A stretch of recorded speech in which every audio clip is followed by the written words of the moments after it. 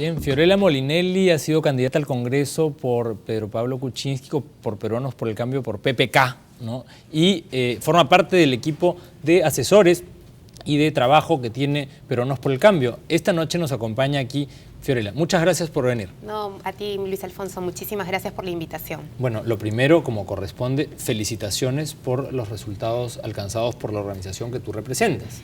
Es un resultado que tomamos con mucha humildad, pero sobre todo con mucho compromiso por el país. Sabemos que hay zonas, como por ejemplo el sur, que debemos conquistar con nuestro trabajo y con digamos, haciéndoles entender lo que estamos ofreciendo como parte de nuestro plan de gobierno, y con el grupo técnico, digamos, del cual yo formo parte, tenemos un plan muy bien trabajado con metas, objetivos y con equipos técnicos que Pedro Pablo ha ido presentando a lo largo de toda esta jornada electoral. Creemos que tenemos una gran misión y un gran compromiso para estos próximos días de trabajo y de acercamiento a la población, sobre todo del sur. Ahora, cuéntame cómo lograron, digamos, cuál es tu punto de vista sobre cómo es que se produjo esto que alcanzaron, porque hubo un momento en el que Pedro Pablo no tenía, digamos, a nivel de los medios, digamos, un sentimiento de que iba hacia arriba, sino que iba hacia abajo. ¿Qué tú crees que fue lo que hizo que finalmente clasificase? Hay quienes sostienen que fue la campaña del miedo. Ha sido un trabajo, nosotros hemos, recuerda, tenido un giro en la campaña después del periodo de elección de los precandidatos al Congreso, que fue bastante difícil porque significó un periodo en el cual bajamos porque hubo, digamos, una concentración básica en elegir a los precandidatos y descuidamos la parte de los ciudadanos, el público hacia el cual nos dirigimos. Con el cambio en la campaña liderado por Martín Vizcarra, logramos poner un gran esfuerzo de trabajo en equipo, mejorar nuestra participación activa en las redes, que venía cayendo. Nuestra vocería en términos políticos, hemos tenido una gran participación de Juan Cheput, Carlos Brus, Mercedes Arauz, el mismo Martín Vizcarra, y hemos tenido la posibilidad de ir exponiendo los temas que hemos trabajado en el plan de gobierno. Esas han sido algunas de las fortalezas. Sí hemos cometido definitivamente algunos errores, pero que hemos venido rectificando a lo largo de la campaña, porque al igual que nosotros, los otros candidatos también cometieron errores, y eso, bueno, nos ha ido permitiendo de alguna manera mantenernos en la posición que se vio reflejada en las últimas... Tú que estás muy metida también en redes sociales, ¿qué piensas de esta campaña que hubo los 2 últimos días sobre el mozo que atendía una mesa en un chifa y después salían en la cocina? ¿Cuál es tu reflexión? Porque ha habido ataques de todo calibre contra ustedes y de parte de seguidores de ustedes hacia los seguidores de Verónica Mendoza. Aquellos que no votaban por PPK eran acusados de terroristas, de comunistas. ¿Tú qué dirías? Porque llega un momento en el que los peruanos tenemos que reconciliarnos, ¿no? A ver, yo también pregunté, porque fue digamos, entendí el mensaje, entiendo que este video fue preparado por un grupo de simpatizantes de Pedro Pablo, es lo que me informaron. Lo interesante del mensaje era que te decían que podemos tener muchas personas en una mesa con posiciones distintas, ¿no? Queriendo platos distintos, pero al final no se puede querer todo y tendríamos que consensuar. Ese era el mensaje. Para mi gusto, era un mensaje que estaba dado sobre, digamos, clases socioeconómicas A y B, que era lo que fue criticado cuando, digamos... Y no le dan pelota al mozo que los atiende. O sea, hablan en la mesa y el mozo es como un invitado de piedra, nadie le da pelota. Y nuestra preocupación, y eso se ve reflejado otra vez, insisto, en nuestro plan, es básicamente el CDE. O sea, ahí es donde queremos llegar. Tenemos una gran tarea y un gran compromiso de trabajo. Hay cosas que todavía definitivamente no hemos podido trasladar, como por ejemplo el tema del agua, que para nosotros es fundamental, ¿no? Hay preocupación de si Pedro Pablo va a privatizar el agua o no, y lo hemos venido repitiendo a lo largo de toda esta jornada electoral. Para nosotros el agua es un tema que no se puede privatizar, es un compromiso que tiene Pedro Pablo de inyectar 10.000 millones de dólares para cubrir la brecha de infraestructura que existe hoy en agua, que es casi del 30%. Ahora, ¿y qué hay de las acusaciones que se han hecho en esta campaña sobre Pedro Pablo y sobre su equipo, de que están muy tirados a la derecha? Es decir, los que han clasificado, hoy la portada del diario El Comercio, donde salen los 2 candidatos que han clasificado con una sonrisa pues, ¿no? extrema, ¿no? hay un sector del país que no se ve reflejado, representado en estas dos propuestas. ¿Qué van a hacer ustedes para conectar con aquellos que no han sido, digamos, ganadores, con los que han perdido la elección? Claro, lo que veía, los memes que presentabas al inicio, definitivamente el resultado de esta elección es, digamos, un respecto al modelo económico que ha permitido, sí, sembrar, cosechar un crecimiento que nadie lo puede negar, y evitar justamente, yo creo, ese salto al vacío que significaba regresar a la época de los 70s, en donde, digamos, hemos tenido la campaña de el modelo económico de la industrialización por sustitución de importaciones, los petrodólares y todo lo que ya sabemos, las expropiaciones, que lo único que trajeron fueron más de una década de pobreza al país y que nos costó recuperarnos.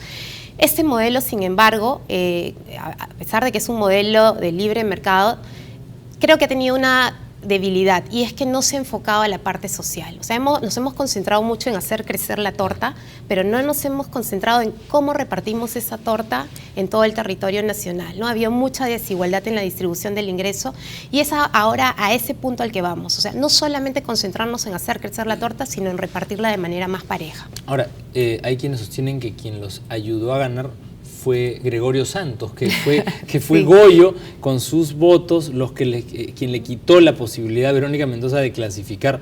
De una manera, ustedes deberían agradecerle al señor Gregorio Santos por haberse presentado. Bueno, lo que hemos visto, yo creo que es una población que tiene un profundo descontento con la clase política.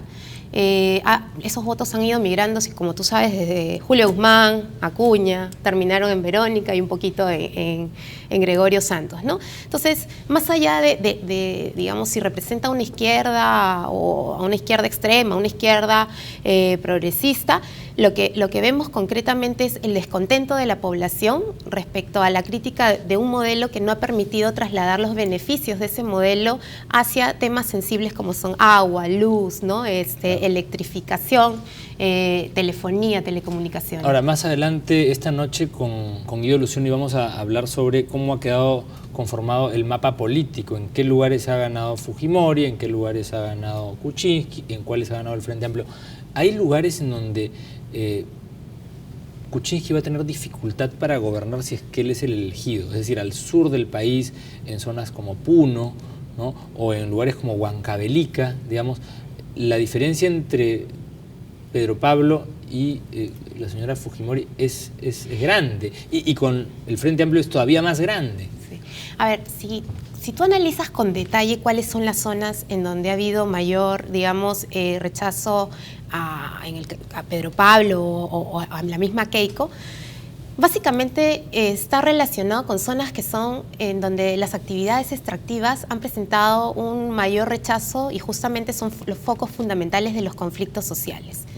Y la gente no ha tenido, digamos, ha tenido razón respecto a manifestar ese rechazo, básicamente por una ausencia del Estado que viene a lo largo de muchos gobiernos, no solamente de ese gobierno. Nosotros somos conscientes de ellos y hemos trabajado una figura que para nosotros es muy importante, que es la del adelanto social. ¿Qué es el adelanto social, no? Porque a veces la palabra misma no te traslada los beneficios, es muy técnica o muy alegórica el tema social, pero no te dice concretamente qué es lo que vamos a hacer. Esta es una figura que lo que nos va a permitir es primero retomar el diálogo con la población que se siente afectada. Y se siente afectada ¿por qué? Porque en las actividades extractivas, lamentablemente, los beneficios te llegan después del 10º año. Tú sabes que para el tema de hidrocarburos y minería, los 7 primeros años son etapas en donde tú te dedicas a buscar el mineral o el petróleo, el hidrocarburo. La exploración. Exploración. Luego viene, una vez que lo encontraste, comienza la etapa de la construcción del proyecto, que va más o menos en promedio te tarda de 2 a 3 años. Vamos sumando, de 6 a 3, 9 años. Después viene recién la época ya de la explotación, o sea, de cosechar el recurso en sí mismo, y recién a partir del año 10 la empresa está generando impuesto a la renta y está generando canon. ¿Eso qué quiere decir? Que la población recién en el año 10 siente los beneficios del proyecto. Lo que nosotros queremos es que esos beneficios se trasladen desde antes de que el proyecto se ponga en marcha. Es decir, que las empresas puedan, por ejemplo, trasladar un 10% del impuesto a la renta al inicio de la concesión, antes de la exploración, antes de la construcción del proyecto. ¿Y eso para qué? Para que la gente tenga carreteras, tenga colegios, tenga proyectos de educación, tenga hospitales. Eso no se ha visto a lo largo de los años. ¿Cómo van a gobernar en el eventual caso de que el pueblo peruano les dé su voto de confianza, digamos, y apuesten por ustedes? El Congreso ya queda conformado en la primera vuelta y la primera fuerza política es el fujimorismo. Los que más parlamentarios tienen, quien tiene una mayoría es el fujimorismo. ¿Cómo gobernarían ustedes? Sí, esa es una preocupación y es un tema que ya lo hemos vivido en los 90, en donde cuando hemos tenido un Congreso con mayoría, digamos, con una fuerte mayoría, tenemos que las comisiones ordinarias son controladas por esta fuerza, la mesa directiva es controlada por esa fuerza, y justamente es ahí donde se abre el desequilibrio de poderes. Necesitamos tener pesos y contrapesos en el legislativo y en el ejecutivo. Hoy eso es una preocupación fundamental, porque si tenemos a un ejecutivo que representa la misma fuerza política del legislativo, lo que vamos a tener es que el ejecutivo va a pedir medidas legislativas, ¿no? Facultades legislativas para poder gobernar, y entonces vamos a tener prácticamente a una sola fuerza gobernando el país. Y ahí es donde se abren estas famosas oportunidades de, digamos, llevar a cabo, digamos, una fuerza que puede terminar siendo autoritaria en nuestro país, ¿no? Y eso es preocupante. ¿Cuál dirías tú que es la diferencia, o cuáles son las diferencias entre ustedes, entre Peruanos por el Cambio y Fuerza Popular, entre Kuczynski y Fujimori? A ver, nosotros hemos sido capaces a lo largo de todo este tiempo de presentar a nuestros equipos. O sea, creo que tú tienes claro quién va a ser el ministro de Economía. Ahí Pedro Pablo ha dicho que Alfredo Torne, tenemos a Gino Costa en el tema de seguridad, Pilar Macetti en el tema de salud. O sea, Pedro Pablo ha ido presentando equipos. Nuestro plan, a diferencia del plan de Keiko, no es un plan genérico. O sea, tú vas a encontrar en el plan de Keiko, vamos a corregir el tema del agua, vamos a corregir el tema de educación, pero cuando tú vas a revisar el cómo, no lo vas a encontrar. Ni siquiera cifras concretas respecto a cuánto se necesita para cerrar brechas de infraestructura. Incluso cuando yo estaba en debates con gente del fujimorismo y se les ha preguntado concretamente qué es lo que se va a hacer, ellos todavía te dicen, eso lo tenemos que analizar. Y en los debates que hemos tenido, muchas veces han estado ausentes para minimizar los errores. Entonces, ahí queda claro que ellos están calculando sus estrategias, pero no están participando con mostrarle a la población qué es lo que realmente están ofreciendo en su plan. Entonces, ahora, tenemos equipos, tenemos un buen plan. Hablemos un poco ya para cambiar, para hacer un giro en la entrevista, de esta campaña donde tú te has metido de cabeza. Tú has sido candidata, has estado, digamos, trabajando muy intensamente. ¿Cuál ha sido el momento más intenso de la campaña ya, digamos, a título personal? ¿En qué momento dirías tú que sentiste, digamos, la mayor emoción? Esta última etapa, ¿no? Porque ya las encuestas en las 2 últimas semanas nos daban casi con un empate técnico, y entonces ahí básicamente lo que teníamos que hacer es trabajar de la forma más unida, minimizando los errores que son propios de una campaña en donde por razones de estrés es fácil que aparezca algún desliz, y ver cómo controlábamos y hacíamos contrapeso para poder salir victoriosos en esta primera etapa, que, como te digo, la tomamos como humildad. Ha sido lindo encontrar los esfuerzos de gente muy humilde que ha querido participar, siendo personeros. O sea, nos llegaban, por ejemplo, algunos chismes, yo digo, de ojo, aquí solamente hay personeros de Keiko y el APRA, y Keiko quiere que se impugnen las cédulas de PPK porque no quiere entrar a una segunda vuelta con Pedro Pablo, porque sabe que las encuestas dan a Pedro Pablo como un virtual ganador, digamos, en una segunda vuelta. Entonces, esas eran situaciones que a nosotros nos tenían tensos, pero conforme pasaron las horas nos dábamos cuenta que esa brecha se iba distanciando y que Pedro Pablo quedaba casi oficialmente confirmado como el candidato que va para la segunda vuelta. Ahora, cuéntame una cosa. La salud de Pedro Pablo, ¿cómo va? Porque hubo también rumores de que la salud estaba resquebrajada. Han habido una serie de rumores, y qué pena, ¿no? Bueno, para otra oportunidad podemos hablar. Me olvidé de traerte, incluso en el tema del gas, que ha sido un tema en el cual hemos recibido muchos azotes, diría yo. Tenía yo el contrato para traerte del gas, en donde tú ves claramente que Pedro Pablo no firma ningún contrato, ¿no? Este es un tema en donde lo firman las 7 empresas que forman parte del consorcio, lo firma Perú Petro como contraparte del Estado peruano, lo firma el Banco Central. Teníamos temas en donde, por ejemplo, daban por enfermo a Pedro Pablo, cuando Pedro Pablo es uno de los candidatos que ha viajado mucho más que cualquier otro candidato. Pedro Pablo no vino a Canal 11, lo invitamos, han estado varios de sus candidatos precandidatos, has estado tú, ha estado Gilbert Violeta. Estoy segura que va a venir. Tú lo vas a convencer. Yo lo voy a convencer, no te preocupes, sí va a venir Pedro Está Pablo. muy bien. ¿Qué más? Respecto de la campaña, quería preguntarte acerca de la gente que ha ingresado al Congreso. Hay algunos que ya se sabe que van a ser congresistas, como por ejemplo Mecha Arauz. Sí, Mecha Arauz ha sido una de nuestras congresistas estrellas más votadas. Eso es un orgullo y sobre todo en el ámbito de la mujer, porque nosotros hemos estado promoviendo la participación de la mujer en la política. Hoy en día en el Congreso, en la conformación del Congreso, de los 130 congresistas, 102 son hombres, 28 son mujeres. Y entonces, para nosotros la participación de la mujer tiene un rol importante. Está Carlos Brus, está Salvador Eresi, está Gino Costa, me parece Gilbert Violeta. ¿Sí? Me ha parecido ver que esos nombres están... Cuéntame una cosa, hablando de mujeres. ¿Verónica Mendoza es chavista? Bueno, ha defendido ideas chavistas, está clarísimo, hemos tenido... No, pero te pregunto a ti, ¿tú crees que ella es chavista? Yo creo que ella es simpatizante del chavismo y yo lo he visto, soy trabajadora carrera, durante 17 años he trabajado en diferentes gobiernos y he visto cómo ella ha acompañado a Nadine en comisiones ¿Tú crees que ella tiene vínculos con el terrorismo? ¿Tú crees que ella, digamos, porque se ha acusado que ella es una proterruca y cosas así, se han dicho cosas muy fuertes? Yo creo que ese es un exceso de la campaña. Bueno, en la campaña, como te digo, siempre he estado viendo tus memes. Ese es un tema que a mí honestamente no me consta. Sí creo que ha compartido algunas simpatías respecto al modelo, digamos, socialista, que eso ha sido un tema que lo hemos venido debatiendo en distintas instancias con su gente, ¿no? La verdad es que hemos tenido esas diferencias fuertes, pero yo creo que lo demás, digamos, cae en el ámbito de la... ¿Qué le dirías tú, Fiorella, a Verónica Mendoza hoy? Ella ya no ha clasificado. Si la tuvieras tú al frente, ¿qué le dirías? Verónica, oye...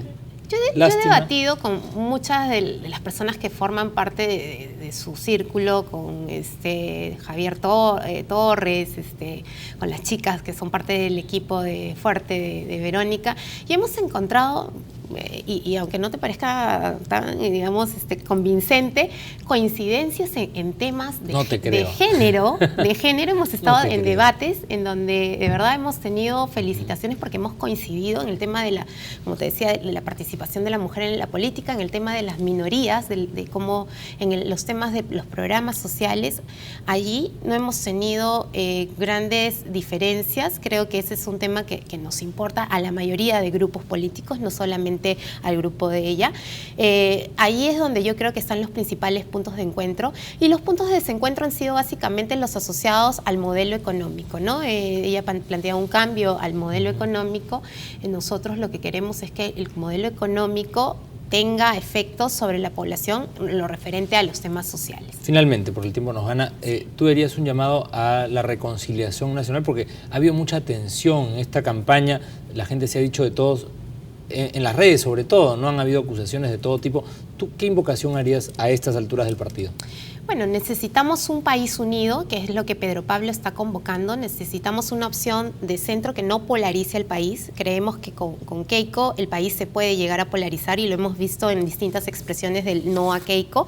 Necesitamos generar pesos y contrapesos en este próximo gobierno, y eso no se garantizaría con un gobierno de Keiko Fujimori. Hemos visto cómo la facultad de dar posibilidad de legislar al Ejecutivo genera podría parecer un autoritarismo que nos alejaría de un escenario, digamos, más democrático. Entonces, las fuerzas políticas de oposición se tienen que juntar, ¿no? Consensuar y lograr, digamos, generar ese equilibrio de poderes que el país necesita. Muy bien, Fiorella, muchas gracias por venir. Otra vez, a ti. Felicitaciones por los resultados alcanzados en esta elección. Y bueno, ya habrá ocasión de conversar con Meche, que va a venir la próxima semana, y con el señor Pedro Pablo Kuczynski, que también está invitado aquí a Canal 11. Muy bien. Muchas gracias otra vez. Muchísimas gracias. Bien, amigos, vamos a hacer una breve pausa y regresamos con Guido Lucioni. No se vayan.